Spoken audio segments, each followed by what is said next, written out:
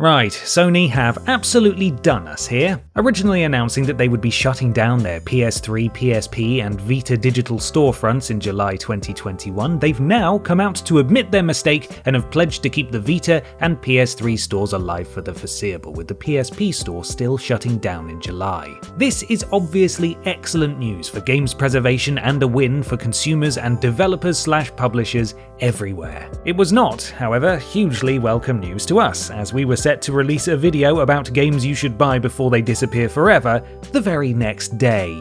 However, we here at TripleJump are optimists and masters of turning an unfortunate situation to our favour, and so instead of presenting you with the 10 PS3, PSP and Vita games you need to buy before Sony nukes them, we instead present this. I'm Ben from TripleJump, and here are 10 PS3, PSP and Vita games you need to buy because the stores are sticking around. Number 10. Persona 4 Golden. Vita. I'm not putting Persona 4 Golden at number 10 because I think it deserves to be at the bottom. I'm putting it here so I can talk about it as soon as possible. This is the best version, don't at me, of the best game in the series, don't at me, and it contains the best waifus and husbandos you'll ever find in a JRPG. Don't at me. Some people prefer Persona 3, others Persona 5. If you scroll down to the comments, you will find them all shouting at me in unison. Persona 4 Golden does technically have a physical version for the Vita, though it's a rare one that's getting rather expensive. It's also had a very welcome release on Steam, but to miss out on the Vita version would be to forego one of the platform's signature titles, up there with Gravity Rush and Tearaway as one of the pillars that defined the Vita. The Persona series has deservedly broad appeal, often becoming a favourite to those who don't usually enjoy turn-based games, JRPGs, or even games about children who balance homework with teaming up to kill gods. What's more, it's the highest rated title in Vita history, and the only one Metacritic has slapped with a must-play banner. Are you downloading it yet? Why aren't you downloading it yet? Oh, you're waiting for the rest of this list to decide what else you should grab. Right, okay. Well, I'm watching you. Number 9. Echochrome.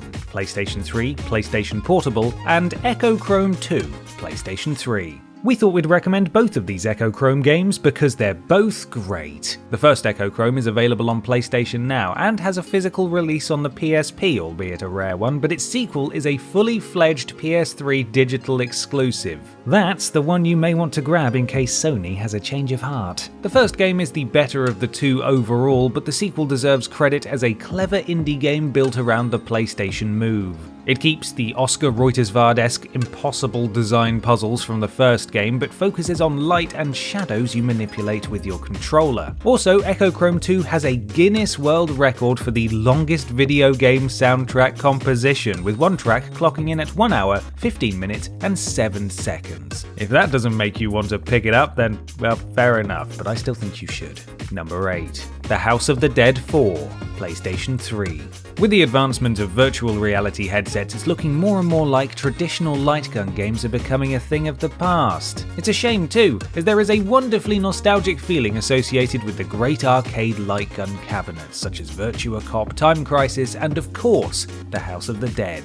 The series is a horror staple. The fear of having a swarm of enemies running at you is taken to another level by the fact that you're on rails, meaning there's no turning around and running away. It's a fight or be nibbled by a handsy creature type affair. What makes The House of the Dead 4 worth a purchase is the fact that it's the last direct arcade port in the series. Any House of the Dead game that followed on console, such as The House of the Dead Overkill, was made for those systems. Consider as well the fact that later actual arcade entries into the series are rather hard to find in the wild, and The House of the Dead 4 can feel like an emissary from the late days of the classic light gun era. The fact that it and light gun games in general are both disappearing is deeply unfortunate. Number 7.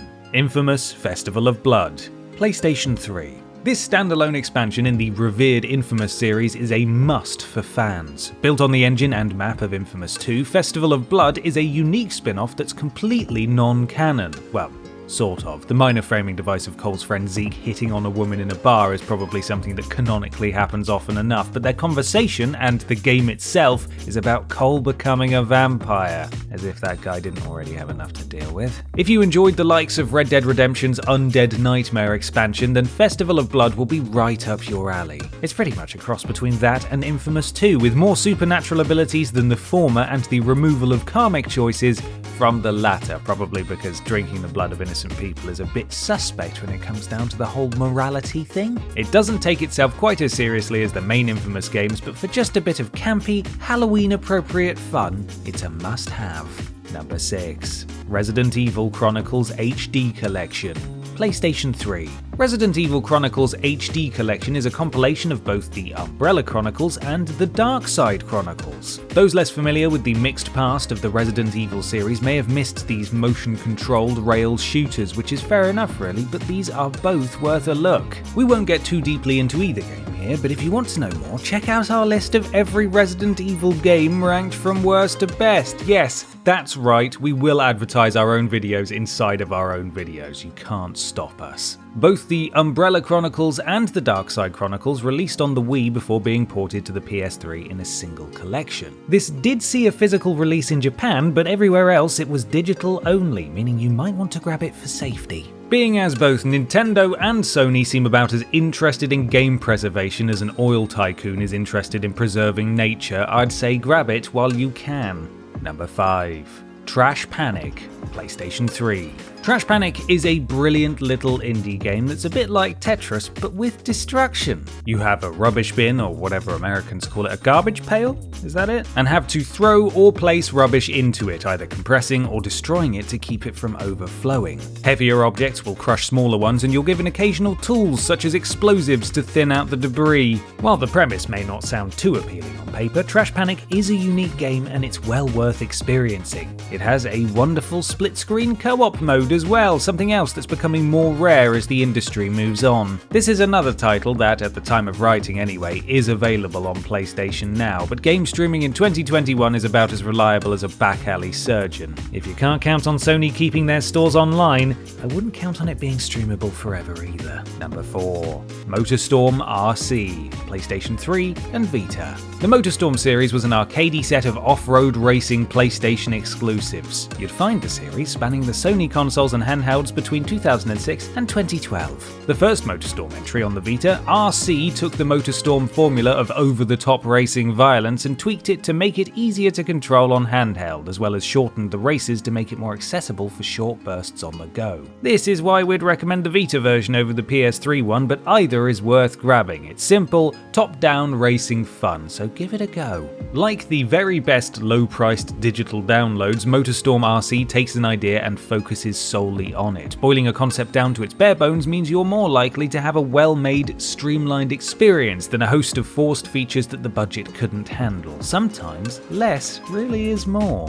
Number 3. Comet Crash, PlayStation 3. While tower defense games on mobile and browsers are rather common, games in the genre are few and far between when it comes to consoles. So a good one must be worth a second glance, right? The answer is right. Comet Crash may not look like much on the surface, but when you get into it, you'll find that it's hiding deeper strategic elements than most others. It's not just a case of plonk a few turrets down and hope for the best. It is rather an intriguing mix of resource management and defensive strategy. Critics praised it for breathing life into a genre that had grown increasingly stale over the years, as well as its ability to parcel out gameplay wrinkles throughout the entire duration of the game, keeping the experience engaging long after you already thought you'd got the swing of things. You not only have to defend against waves of oncoming enemies, but also build up enough of a force to fight back. This makes for an experience far more engrossing than its visual blandness may have suggested. If you are interested in this one, or if you buy and enjoy it, Comet Crash 2 was released in 2017 for the PS4. Might want to grab that too, in case Sony decides to nuke that store.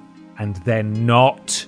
Number 2. Rain, PlayStation 3. The previously promised closure of these storefronts meant that a lot of good games would have been lost. Bomberman Ultra, Crash Commando, Tetris PS3 and many others are certainly worth grabbing. Here, however, we wanted to suggest something that is genuinely a memorable experience. chances are you will not find something like Japan Studios' Rain anywhere else. Rain is a primarily narrative-led game. While it's not going to blow you away in scale like an Uncharted 4 or God of War, Rain tells its story in an evocative and engrossing way. The unique concept behind the game is the rain itself. All characters are invisible at all times unless they're directly in the rain. You must hide from enemies by staying under shelter, and in the same vein, they can also hide from you. It's a simple concept that's utilized well in the way the game tells its story. It's a lovely experience with beautiful music and an unforgettable atmosphere. Critics and fans alike were moved by the experience, and if having your heartstrings tugged is something you look forward to as a gamer, this is not a title you should ignore. Its sequel even took the idea up a notch and became Heavy Rain. Okay, that's a lie, but I'm trying to get your attention here. Number 1. Pain, PlayStation 3. We talked about Rain, and now we're going to talk about Pain. It's like poetry. They rhyme. Similar names aside, however, this bombastic destruction game couldn't be further from the last entry. You catapult your main character into a bustling area to try to cause as much damage as possible to them, and that's pretty much it, really. It's just some simple, physics-based silliness, yet it's oh so satisfying when you get a good chain reaction going. The likelihood is that any keen purveyor of the PS3 store will already know of Pain, as it's one of the most downloaded digital games in the platform's history, but even if its online features are long gone, you can still get great joy alone or with local co-op, flinging your character into as many painful situations as possible, you sadist you. Pain's online features were disabled back in 2013, but being as the entire game was on the brink of disappearing forever, that isn't as significant a setback as it used to be. Also, if you've ever wanted to fling the likes of Daxter or David Hasselhoff into a wall, it's not as though you have many other options. Wait, is this why they keep saying video games cause violence? Well, if platforms keep threatening to delist games, I'll certainly break out my own personal form of street justice. Strongly worded letters to companies that don't know I exist. Oh yeah, that's a threat and a promise.